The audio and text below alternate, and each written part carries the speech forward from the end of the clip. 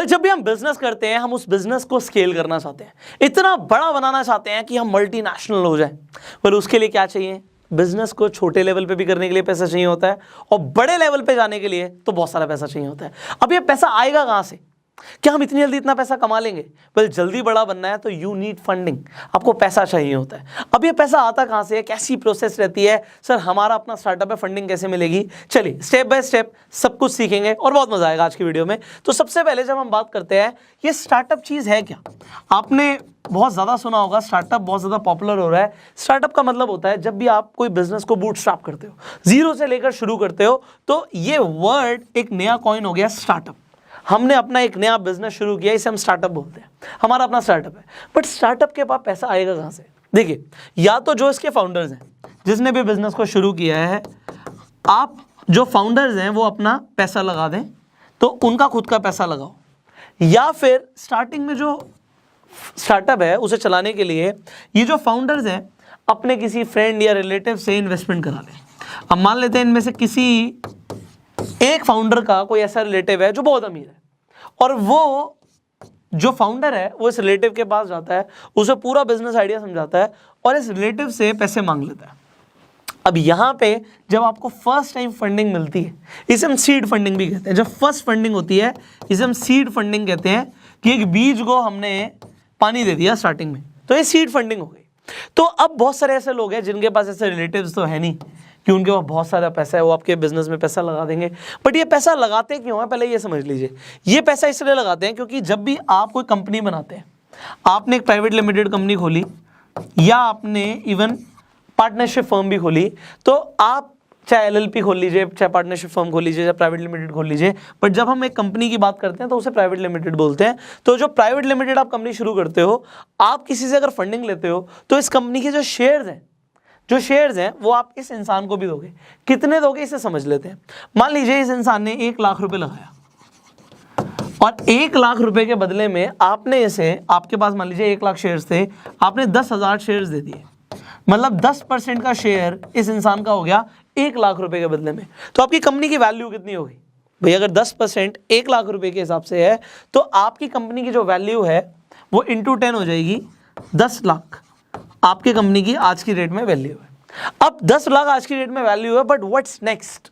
आगे हम कैसे बढ़े? ये फंडिंग हमने यूज कर ली, बिजनेस चलना शुरू हो गया, बट हमें और ज्यादा पैसा चाहिए उसे और ग्रो करने के लिए। मान लेते हैं आपने अपनी एक स्टोर खोला, आपने कुछ इनोवेटिव डिस्कवर किया, आपने एक स्टोर खोला, ये एक फूड का स्टोर था, तो ये फूड चेन आप शुरू कर रहे हो, और आपके एक रिलेटिव ने आपको पैसा दिया, एक चेन शुरू हो गई। यहाँ पे चेन कब शुरू होगी? जब इसकी मल्टीपल स्टोर्स खुलेंगे। तो एक ब्रांच तो खुल गई, but now you want to open 5 more branches. अब 5 और ब्रांचेस खोलनी है, बट इसका पैसा कहाँ से आएगा? या तो आप इसकी फ्रेंचाइजी देना चाहते हो, बट फ्रेंचाइजी के लिए भी आपको पहले खुद का बिजनेस चलाकर दिखाना होता है। तो अब 5 और ब्रांचेस खोलने के लिए पैसा चाहिए। इसके लिए आपके पास 2 ऑप्शन है, मैं आपको दोनों ऑप्शंस बता देता हूं। या तो आप वेंचर कैपिटलिस्ट के पास जा सकते हो। अब ये जो वेंचर कैपिटलिस्ट होते हैं, ये क्या होते हैं मैं आपको बता देता हूं। या फिर आप एंजल इन्वेस्टर के पास जा सकते हो। अब ये एंजल इन्वेस्टर्स क्या होते हैं, इनके बारे में भी मैं आपको बता देता हूं। देखिए, वीसी जब हम बोलते हैं, वीसी का मतलब क्या होता है? ये जो वेंचर कैपिटल फर्म्स होती हैं, कंपनीज होती हैं, इनके पास बहुत सारे लोगों का पैसा लगा होता है, और इन कंपनी का काम ही होता है कि वो स्टार्टअप्स के अंदर पैसा लगाएं और पैसे को मल्टीप्लाई करें। अगर ये आपको पैसा देती हैं तो भी ये आपकी कंपनी के शेयर्स लेती हैं। और जो एंजल इन्वेस्टर्स होते हैं, ये वो लोग होते हैं जिन्होंने अपना बिजनेस किया और वो सक्सेसफुल हो गए, उन्होंने अपनी कंपनी को बेच दिया या कंपनी को इतना बड़ा बना लिया, उनकी कंपनी चल रही है, उनके पास बहुत पैसा है।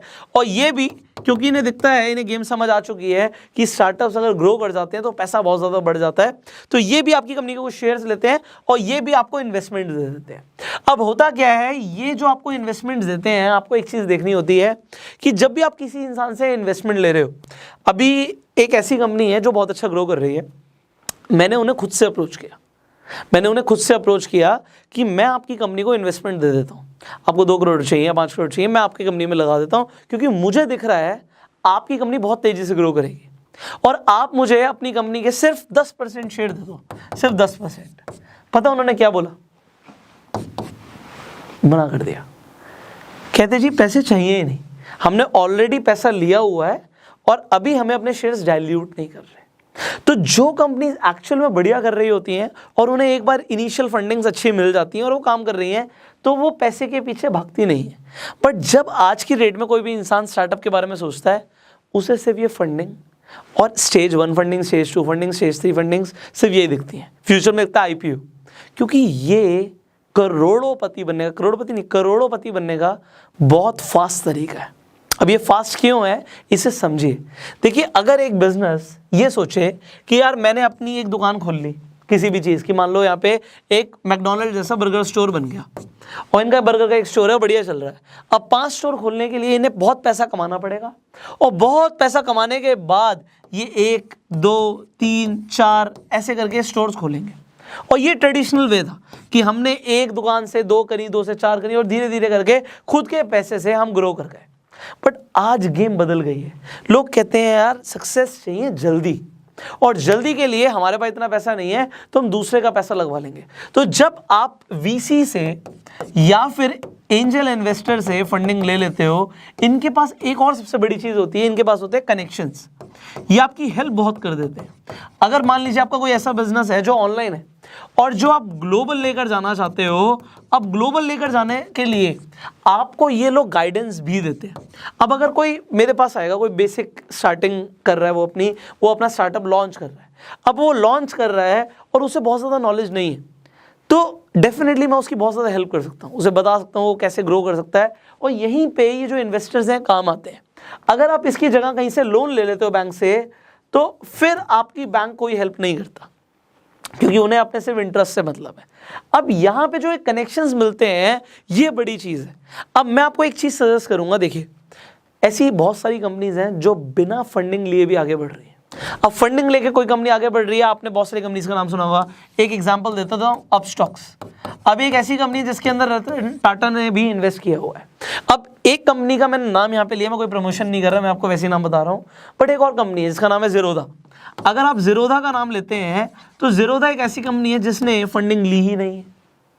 बट अगर मैं कंपेयर करूँ यहाँ पे जो फाउंडर है और यहाँ पे जो फाउंडर है, एक्चुअल में फाउंडर अमीर कौन है? तो पेपर पे तो हो सकता है अपस्टॉक का जो फाउंडर है वो ज़्यादा अमीर हो, बट क्योंकि इसने फंडिंग नहीं ली, ये कैश रिच है। इनके अकाउंट में हज़ारों करोड़ रुपए। ये जो चीज़ें मैं आपको बता रहा हूँ, हो सकता है आपको अभी इनिशियली ये ज़्यादा सेंस ना करें, आपको लगे पता नहीं सर बहुत बड़ी बड़ी बातें कर रहे हो, बट बहुत सारे लोग हैं जिन्हें समझ भी आ रहा होगा कि आप पहली चीज़ आपको फंडिंग चाहिए। मुझे भी समझ आ रहा है, अभी हम यहाँ तक पहुँच गए थे कि हमने सीड फंडिंग समझ ली है, हमने इनिशियली सीड फंडिंग समझ ली जो फर्स्ट टाइम हमें मिल जाती है। हमने ये समझ लिया कि हमें VC या एंजल इन्वेस्टर पैसे दे सकते हैं, ये भी हमने समझ लिया।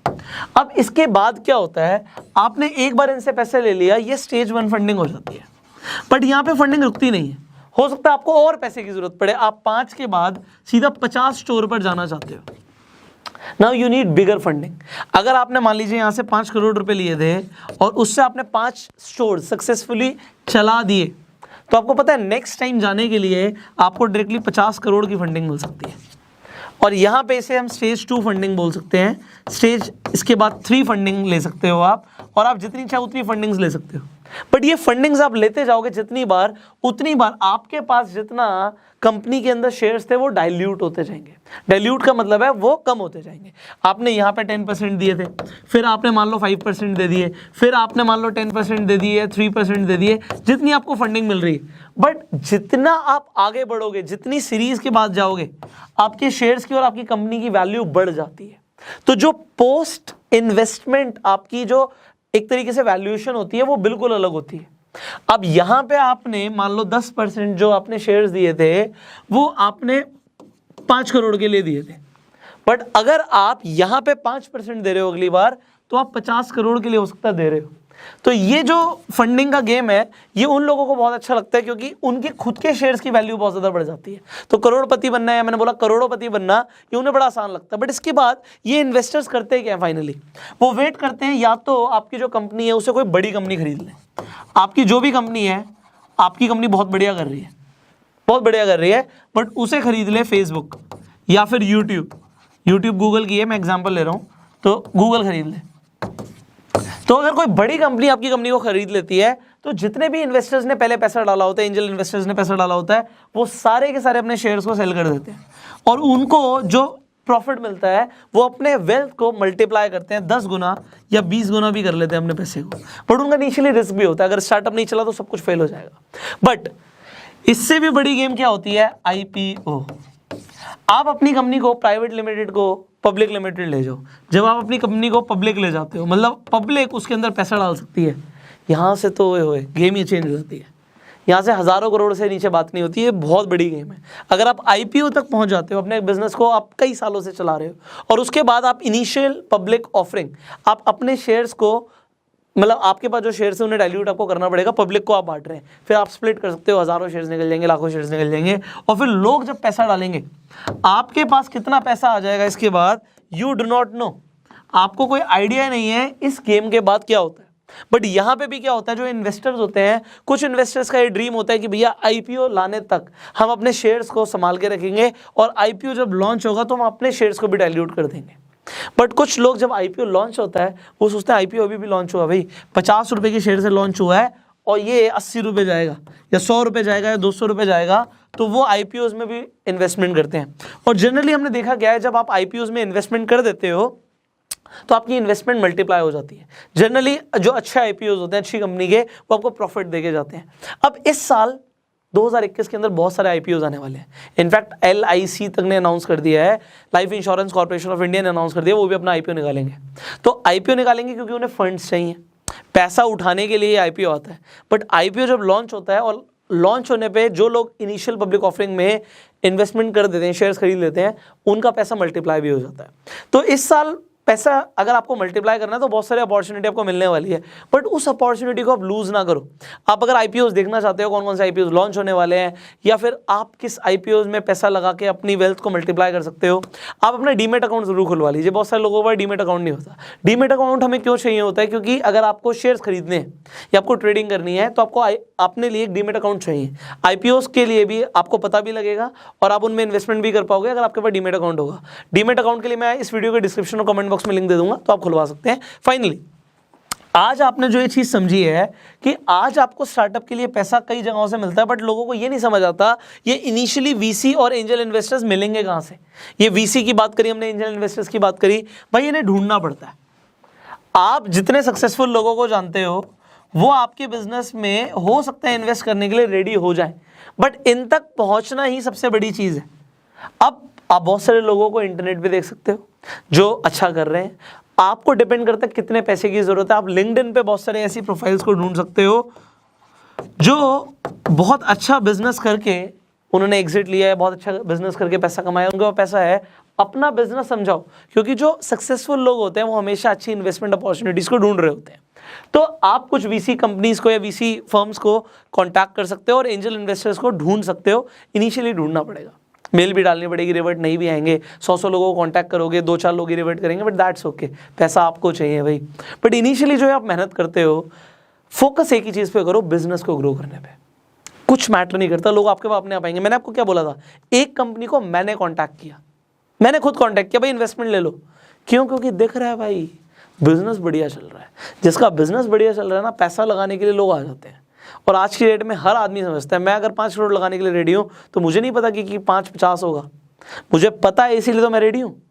आप समझिए इस चीज़ को, अगर आप बिजनेस में फोकस करोगे लोग आपके पास आएंगे, बट अगर आप फंडिंग के पीछे भागने लग गए ना, नहीं मिलेंगे लोग। बिजनेस करके दिखाओ। अगर आप ये सोचोगे अभी मेरे पास बस आइडिया है और मुझे कोई पैसा दे दे, तो वो आपको अपने आसपास फ्रेंड्स सर्कल या रिलेटिव से लेना पड़ेगा। थोड़ा सा बिजनेस अगर चलने लग जाएगा तो आपको इन्वेस्टर्स मिलने बहुत आसान हो जाएंगे। So find the investors. ये इन्वेस्टमेंट की गेम, ये फंडिंग की गेम, ये बिजनेस की गेम एक दिन की नहीं है। अभी तो गो सेल्फ मेड यूनिवर्सिटी के अंदर बहुत कुछ सीखना बाकी है। I hope you are enjoying. मुझे कैसे पता लगेगा, लाइक कर दीजिए, और आपको जो मर्जी सवाल है आपका नीचे कमेंट में लिखिए, क्योंकि उन सवालों को हम धीरे धीरे करके कवर करने वाले हैं। सो ask your questions in the comment below. YouTube पे वीडियो देख रहे हो, सब्सक्राइब करो, बेल आइकन पे क्लिक करो कि ऐसी एक वीडियो आप मिस ना करो, और फेसबुक पे देख रहे हो, फॉलो करो। I will see you in the next video. Till that time, you go self made.